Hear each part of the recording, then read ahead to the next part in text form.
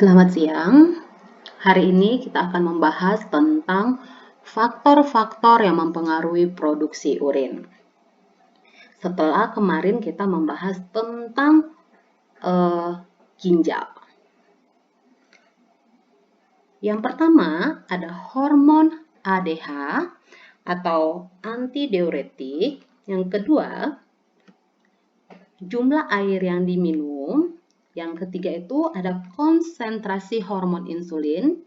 Yang keempat ada suhu lingkungan, maaf typo ya. Yang kelima ada kadar garam dalam tubuh.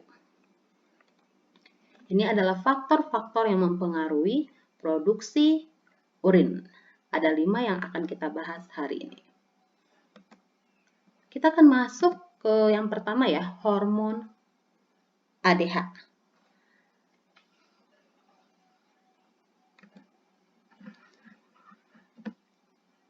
Hormon antidiuretik atau hormon ADH ini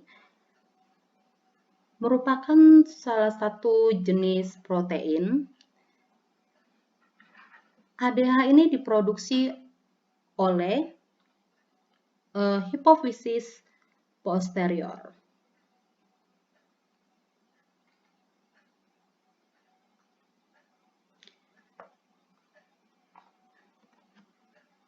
Hormon ADH berpengaruh terhadap reabsorpsi air di dalam tubulus contortus di dalam ginjal ya.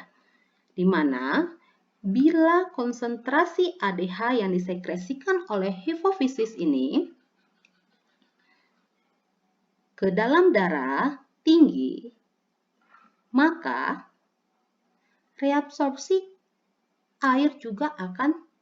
proses reabsorpsi juga akan tinggi.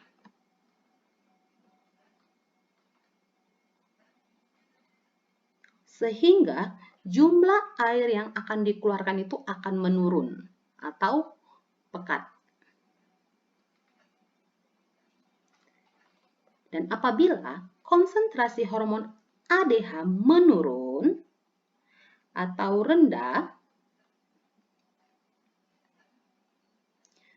maka dia akan menstimulasi penurunan reabsorpsi air di dalam tubulus contortus di ginjal. Sehingga urin akan menjadi banyak atau encer.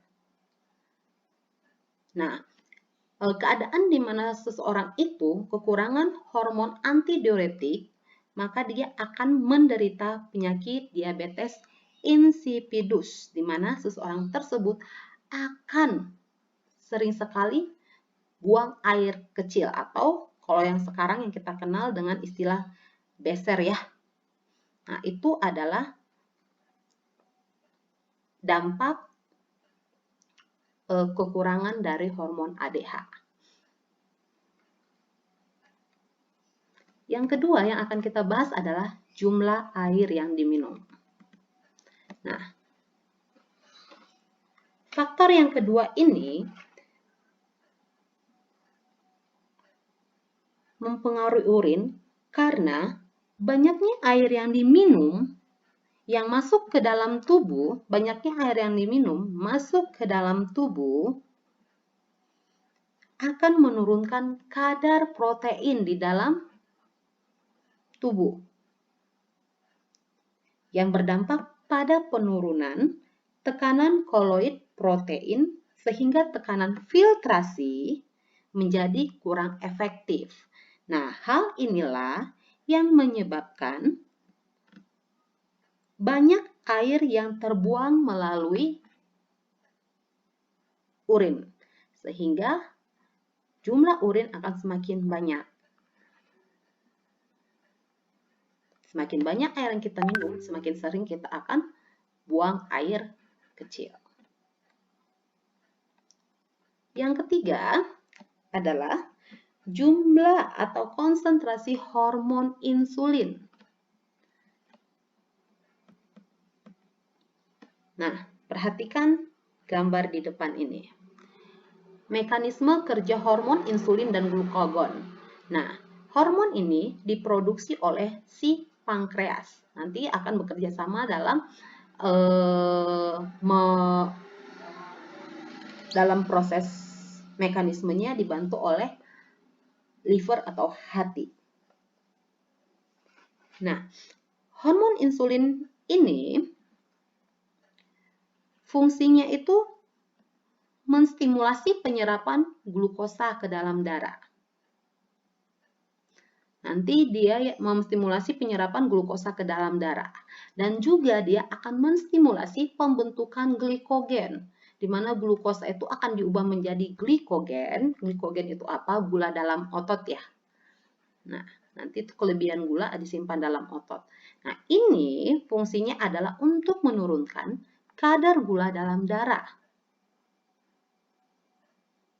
Nah, jika kadar gula dalam darah rendah itu memicu pelepasan glukogen. Sedangkan glukagon itu menstimulasi pemecahan glikogen.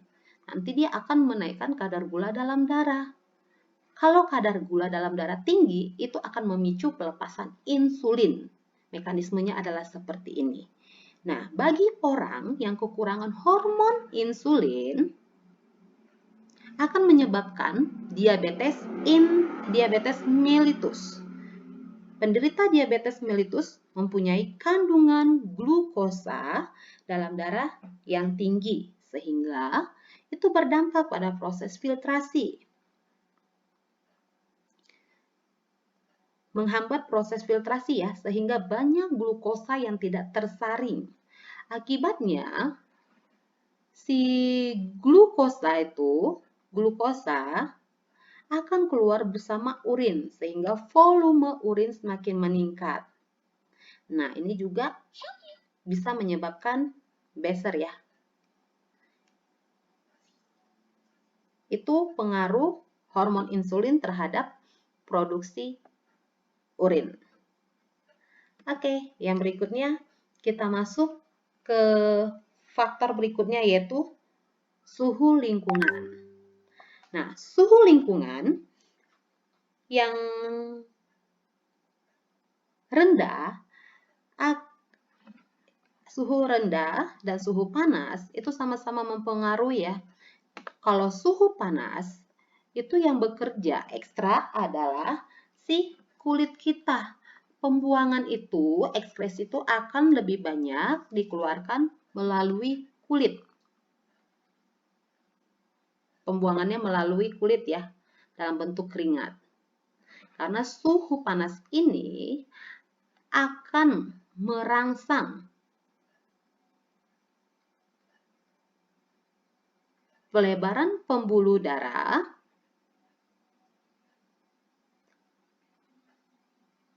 sehingga banyak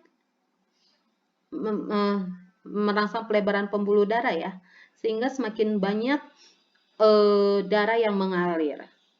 Nanti ini akan merangsang si kelenjar hipotalamus brakidin di dalam otak kita. Dia merangsang hipotalamus, terus hipotalamus merangsang brakidin. Ini yang akan nanti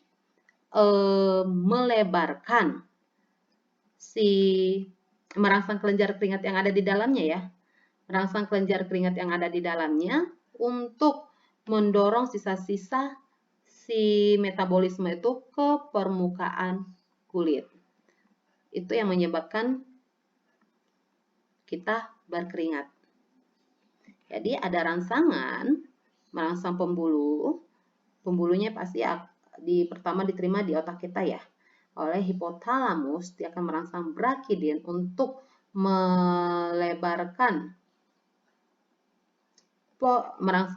merangsang kelenjar keringat dan melebarkan pori-pori kulit sehingga mendorong sisa-sisa si metabolisme ini untuk keluar dari kulit itu dalam bentuk keringat. Nah, berbeda dengan suhu dingin. Suhu dingin itu nih produksi urin yang akan dipengaruhi ketika suhu lingkungannya rendah. Nah, itu mempengaruhi saraf renalis sehingga merangsang penyempitan pada arteriole afferent. Ini arteriole afferent, saluran masuknya si darah ke dalam glomerulus ya. Dan itu juga menyempitkan tekanan darah, aliran darah juga dihambat ke dalam glomerulus, sehingga filtrasi kurang maksimal. Nah, kurang efektif. Akibatnya, darah banyak yang kebuang ke sini. Sehingga jumlah air urin akan terpengaruh. Seperti itu ya. Akan terpengaruh. Sehingga ketika suhu dingin, urin akan banyak mengandung air dan cepat memenuhi kantung kemih. Sehingga suhu rendah akan membuat produksi urin kita semakin meningkat. Yang terakhir nih, kadar garam di dalam darah. Kadar garam di dalam darah yang tinggi dapat menyebabkan tekanan osmotik menjadi tinggi. Pengeluaran kadar garam yang berlebih dari dalam darah akan diikuti pengeluaran air yang menyebabkan filtrasi menjadi kurang efektif, sehingga urin banyak mengandung air. Itu faktor-faktor yang mempengaruhi. Sudah terbahas semua ya. Nah, ini adalah organ-organ yang dilalui oleh urin. Yang pastinya, pertama itu adalah ginjal. Di ginjal dia mengalami 3 tahap yang sudah kita bahas kemarin, yaitu filtrasi, reabsorpsi, dan augmentasi. Ya, filtrasi penyaringan dihasilkan urin primer, terus reabsorpsi menyerap kembali menghasilkan urin sekunder, yang terakhir augmentasi penambahan zat-zat yang tidak kita perlukan lagi atau ion atau cairan yang kita tidak perlukan lagi, dan hasilnya adalah urin sebenarnya. Nah, dari ginjal dia akan masuk ke dalam yang namanya ureter, yang ini ya, ginjal keluar dari ureter ke kantung kemih, baru ke uretra. Oke, demikian materi hari ini. Terima kasih, Tuhan berkati.